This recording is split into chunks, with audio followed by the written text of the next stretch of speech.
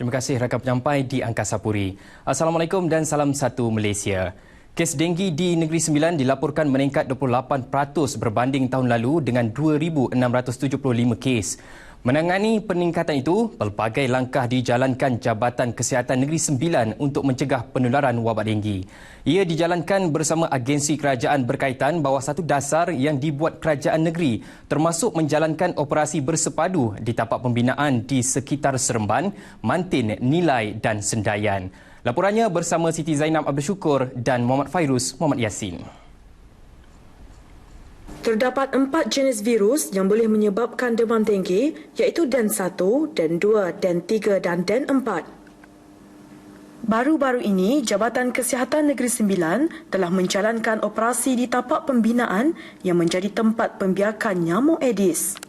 Menurut Ketua Unit Inspektorat dan Perendangan, S. Mariapan, mereka yang didapati bersalah boleh dihukum mengikut Seksyen 23 Akta Pemusnahan Serangga Pembawa Penyakit 1975 yang memperuntukkan denda maksimum RM10,000 atau penjara sehingga 2 tahun atau kedua-duanya sekali. Kita juga di samping arahan penutupan ataupun tindakan mahkamah, kita juga mengeluarkan arahan pembersihan. Kalau satu-satu tapak itu tidak teratur dan mempunyai potensi pembiakan yang banyak, walaupun tak ada pembiakan tetapi ada potensi atau peluang-peluang ada pembiakan itu berlaku, maka kita akan arahkan di bawah Seksyen 8 untuk arahan pembersihan. Sehingga kini, 3 tapak pembinaan di daerah Seremban telah diarahkan tutup selama 14 hari untuk proses pembersihan, manakala 46 tapak telah dikompaun. Mereka juga diingatkan agar sentiasa menjalankan semburan kawalan serangga bagi mengelakkan kesalahan berulang. Kawasan air bertakung dan lembap perlu diberi perhatian kerana ia menjadi habitat nyamuk Aedes. Berikutan kes denggi yang dilaporkan meningkat, Jabatan Kesihatan Negeri Sembilan terus komited melaksanakan operasi bersepadu khususnya di tapak pembinaan. Ia bagi memastikan tidak menjadi tempat pembiakan nyamuk Aedes, malah tindakan pencegahan oleh masyarakat dengan memusnahkan tempat-tempat pembiakan nyamuk Aedes setiap minggu juga merupakan langkah paling efektif bagi mencegah denggi. 11 kematian dilaporkan di Negeri Sembilan akibat demam denggi dan jumlah itu dikuatiri meningkat terutama pada hujung tahun yang merupakan musim tengkujuh. Justru Kerajaan Negeri Sembilan terus komited mewujudkan dasar membanteras Aedes yang dikoordinasi di peringkat negeri dan daerah.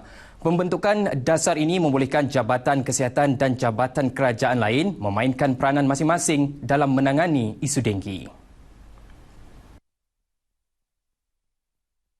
Daerah Seremban mencatat kes denggi tertinggi berbanding daerah lain yang perlu diberi perhatian.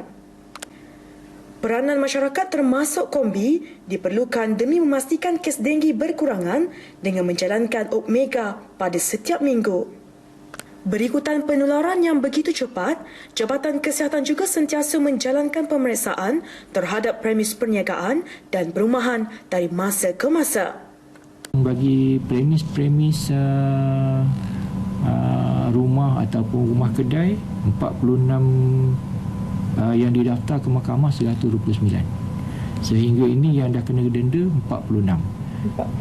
Jumlah denda termasuk yang mana tapak binaan tu masih dalam kes lah, tapi yang 46 tu dah didenda dan didenda jumlah denda yang dikena secara kumulatif hampir RM38,830 yang pada 46 premis yang dikenakan tadi, dan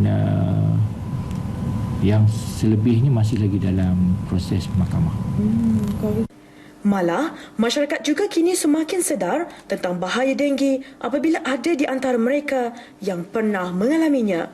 Rasa dia tak tahu nak cakap macam mana, sebab apa dia akan efek pada badan-badan kita ni, badan kita akan jadi lemah secara tiba-tiba. Jadi kita rasa macam kita tak ada tenaga, kita lemah. Macam itulah. So maknanya lepas pada kejadian tu lebih berhati-hati. Lebih berhati-hatilah, sebab saya pernah tengok yang paling teruk kena ayah saya lah. dia kena denggi berdarah dan dia kena kencing tikus masa tu. Abang saya yang sulung tu dia terus demam berterusan dan dia terus sakit sendi-sendi sehingga dia tak sedar pun dia hantuk kepala dia kat dinding. Itu memang dah teruk lah, doktor kata. Saya dimaklumkan peningkatan denggi ni terlalu tinggi. Tapi itulah orang ramai hendaklah berjaga-jaga dan membuat persiapan untuk mengemas rumah di sekeliling. Tayar-tayar, botol-botol hendaklah dikemaskanlah. Kita tahu denggi sekarang semakin lama semakin teruk kan. Okay, so apa yang perlu kita buat sekarang ni, kita perlu pastikan rumah kita sentiasa bersih dan apa yang kita jaga tu semua, tanaman apa semua tu perlu sentiasa bersih lah. Tak boleh ada takungan air ke apa kan. Sekian paparan dari Negeri Sembilan. Kembali kepada rakan penyampai di Angkasa Puri.